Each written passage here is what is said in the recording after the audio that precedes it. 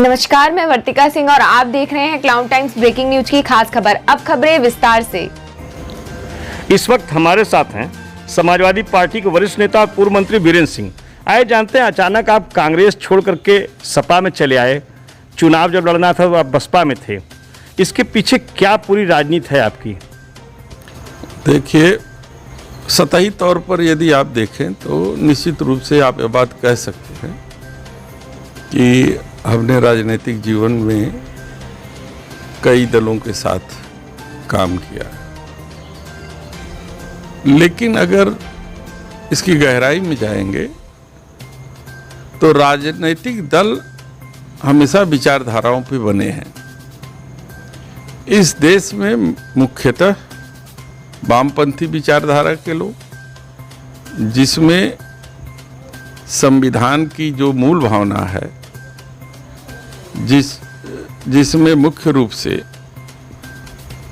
Equality है, समाजवाद है, धर्मनिरपेक्षता है और आम आदमी के जीवन से संबंधित उनकी बहबूदी के लिए जितने भी प्रोग्राम होने चाहिए वो उनके मैनिफेस्टो में है, उनके विचारधारा में है। दूसरी तरफ दक्षिणपंथी विचारधारा, जिसमें फासिस्टवादी ताकतें, धर्मवाद, पूंजीवाद और ऐसे इस तरीके की विचारधारा के लोगों से के आधार पर जो है कि पार्टियां बनी हुई हैं।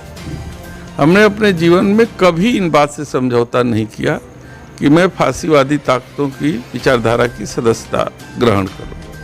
हमने हमेशा लोकतांत्रिक मूल्यों की रक्षा करने वाली वामपंथी विचारधारा की से लवरेज जो पार्टियां हैं, उन पार्टियों में जो है उसकी सदस्यता लेने का प्रयास किया। तो इसे आप दल बदल नहीं कर सकते, इसको विचारधाराओं के आधार पर काम करने का अवसर आप कह सकते हैं। नेताजी, आगामी 2022 के विधानसभा चुनाव में आपकी सबसे मजबूत दावेदारी शहर उत्तरी से है, तो आपका चुनावी मुद्दा इस चुनाव में क्या होगा? देखिए, मुख्यतः अभी मैंने मन नहीं बनाया है कि मैं 2022 का चुनाव लड़ूंगा। हमारा लक्ष्य है 2024 की लोकसभा, लेकिन यदि समाजवादी पार्टी के मुखिया और राष्ट्रीय अध्यक्ष जो भी आदेश करेंगे, उनके आदेश के आधार पर हम काम करेंगे। चुनावी जो लक्ष्य रहा है वो हमेशा विकास रहा है, समाजवाद रहा है और एक आम आदमी की जिंदगी की कठिनाई कैसे दूर कर सके, उसके आधार पर समाजवादी पार्टी काम करती रही है। उदाहरण के तौर पर आप माननीय अखिलेश यादव जी के कार्यकाल को अगर पिछला ही देखेंगे तो चाहे कन्या विद्याधन हो, चाहे बेरोजगारी भत्ता हो, चाहे सड़कों का निर्माण हो, पुल और पुलियों का निर्माण हो, यहाँ तक लखनऊ के आसपास जितना भी आप अच्छे निर्माण देखेंगे, चाहे वो स्टेडियम का निर्माण हो, चाहे सिग्नेचर भवन पुलिस मुख्यालय का निर्माण हो, चाहे लोगों के स्वास्थ्य और हरियाली के लिए लोहिया पार्क की बात हो, चाहे जनेश्वर मिश्र पार्क हो, चाहे वहाँ का हाई कोर्ट हो, चाहे हाई कोर्ट से लगे हुए गोमती नगर का विस्तार हो, चाहे वो सड़कें हों, चाहे लोहिया पथ हो, एयरपोर्ट हो और कानपुर तक जाने के लिए जो सड़कें हैं, यहाँ तक कि जितने कम समय में जिस गुणवत्ता के साथ आगरा एक्सप्रेसवे जो दिल्ली तक जाती है, जो जिसका निर्माण अखिलेश यादव जी के कार्यकाल में हुआ, आपने देखा कि फाइटर प्लेन, यहाँ तक कि जो बहुत बड़ी बड़ी जो सैनिक हवाई जहाज़ है, वो सब जो है मिराज 200 वहाँ पर जो है लैंड की। तो इससे आप समझ सकते हैं कि गुणवत्ता के साथ कम समय में विकास का कार्य अखिलेश जी के समय कितना हुआ है और उसी को आधार बनाएंगे और उसी आधार पर जो है अगला चुनाव समाजवादी पार्टी लड़ेगी। नेताजी, आपको प्रधानमंत्री मोदी के स्मार्ट सिटी बनारस में किस तरह का बदलाव नजर आ रहा है? हम इस देश के सबसे वीवीवीआईपी संसदीय क्षेत्र में निवास करते हैं। हमारा सांसद इस देश का प्रधानमंत्री है और प्रधानमंत्री होने के नाते यह लाजमी है कि कुछ योजनाएं जो है वाराणसी संसदीय क्षेत्र में आएंगी ही, लेकिन जिस तरीके से बिना योजना के, बिना किसी आकलन के, बिना किसी समुचित नियोजित प्लान किए जो विकास कार्य हो रहे हैं, उसका कारण आपके सामने है कि आज 7 साल बीतने जा रहे हैं। कोई एक सड़क आप नहीं बता सकते कि ये सड़क पूर्ण रूप से कंप्लीट हो गई हो। सड़कें बनती हैं, सड़कें खुदती हैं, फिर बनती हैं, और इसी उधेड़-बुन में बनारस की जनता, आम जनता जो है वो पिसती है, जिससे विकास तो हो रहे हैं लेकिन विकास दिखाई नहीं देते। मिर्जापुर चले जाइए, गाजीपुर चले जाइए, जौनपुर चले जाइए, भदोही चले जाइए, यहाँ तक कि चंदौली चले जाइए, तो आपको असली हकीकत समझ में आ जाएगी कि विकास क्या हो रहा है। नेताजी, राजनीति में अपराधीकरण की बात करते हैं तो पिछली सरकारों ने हमेशा अपराधियों को संरक्षण दिया है। उसमें कुछ नाम जैसे मुख्तार अंसारी का हुआ, ब्रिजेश सिंह को, तमाम ऐसे अपराधी हैं, धनंजय सिंह हैं। इस सरकार ने ऐसे अपराधियों को उनके असली मुकाम तक पहुंचाने की भरपूर कोशिश की है। इस बारे में आप क्या कहना चाहेंगे? देखिए, अपराधियों के खिलाफ कार्रवाई से कोई असहमत नहीं है, लेकिन ये रक्त बीज है। रक्त बीज का नाम आपने सुना होगा।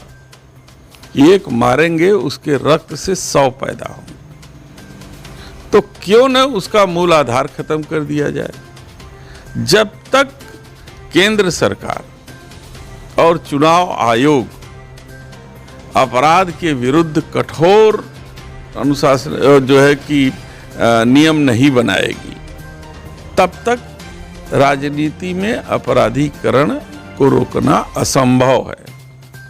ये केवल जुमलेबाजी रह गई है, ये चुनावी घोषणा रह गई है।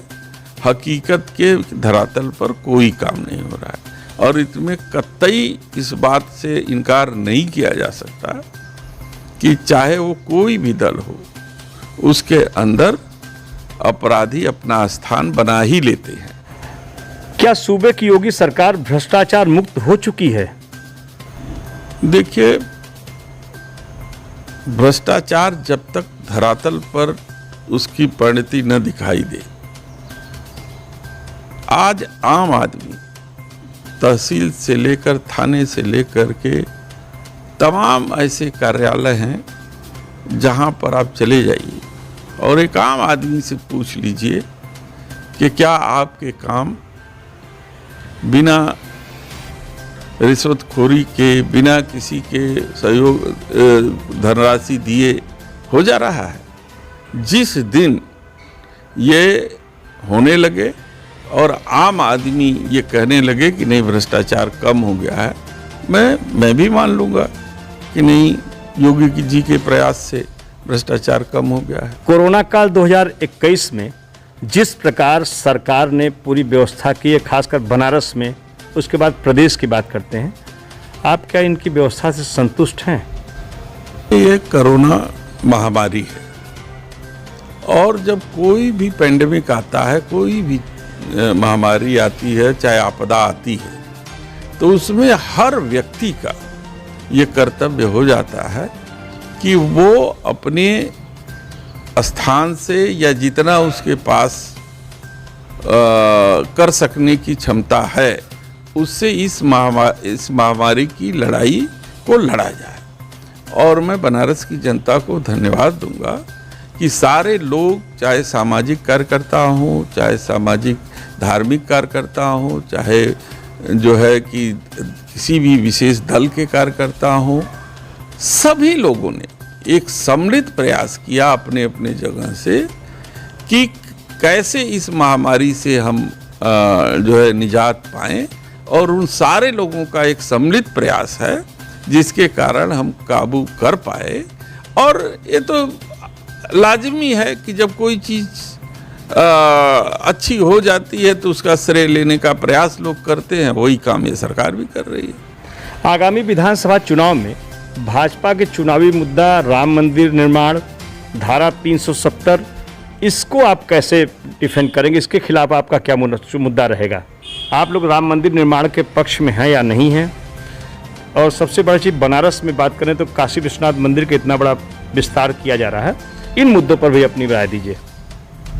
देखिए, विकास से किसी को इनकार नहीं है। विकास अच्छी भावना से हो तो सभी लोगों को स्वीकार्य है, लेकिन विकास के पीछे, राम मंदिर पर सीधा बात करिए, विकास के पीछे अगर किसी प्रकार का अगर स्वार्थ की भावना है तो वो विकास नहीं रहता है, और राजनीतिकरण होता है। कौन ऐसा हिंदू होगा जो ये नहीं चाहेगा कि भगवान राम का मंदिर बने? लेकिन भगवान राम के मंदिर के नाम पर यदि राजनीति होने लगे तो उस पर ऐतराज होगा। तो ऐतराज उस राम के नाम पर राजनीति का है, न कि राम मंदिर का है। लेकिन आपकी सरकार, आपकी सपा सरकार ने इसका भरपूर विरोध किया था। अयोध्या में गोली भी चलवाई थी, कार सेवक मारे गए थे। इस पर आप बताइए, उसका देखिए, उस समय की परिस्थितियां होती क्या थी, परिस्थितियों के अनुसार जो निर्णय सरकार को लेना चाहिए वो किसी पार्टी ने नहीं लिया था, वो सरकार ने लिया था निर्णय।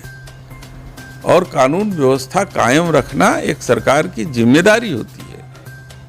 समाजवादी पार्टी ने कानून की रक्षा के लिए उनको जो उचित लगा वो उस समय उन्होंने किया, और करोड़ों लोगों की जान बचाई।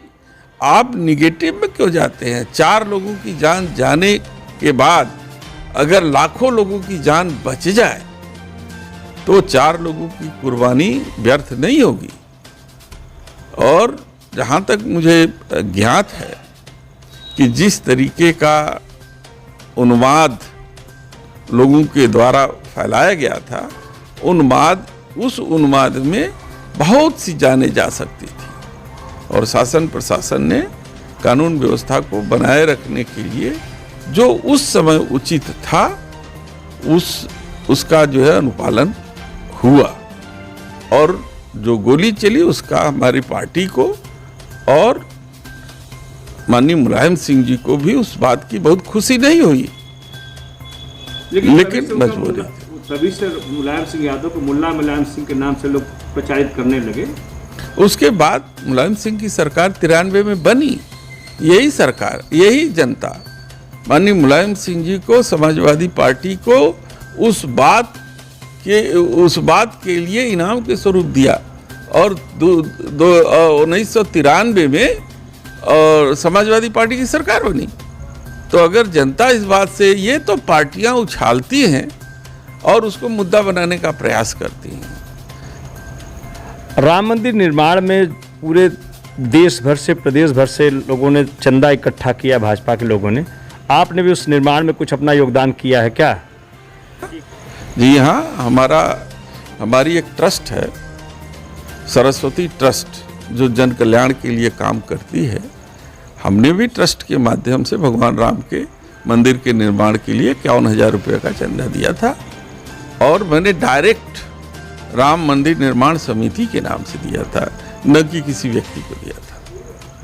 आप वाराणसी के सांसद पीएम मोदी और सूबे के सीएम योगी से क्या अपेक्षा करते हैं, एक शहरी होने के नाते? इतनी अपेक्षा उनसे करते हैं कि बनारस की गंगा जमुनी तहजीब, भाईचारा बनी रहे।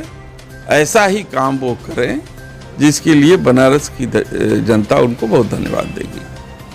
क्लाउन टाइम्स से बातचीत करने के लिए आपका बहुत बहुत धन्यवाद। धन्यवाद। क्लाउन टाइम्स ब्रेकिंग न्यूज की खास खबरों को देखने के लिए हमारे YouTube चैनल को सब्सक्राइब करें, लाइक करें और बेल आइकन पर क्लिक करें। क्लाउन टाइम्स की खबरों को अगर आप हमारे Facebook पेज पर देख रहे हैं तो हमारे Facebook पेज को लाइक जरूर करें।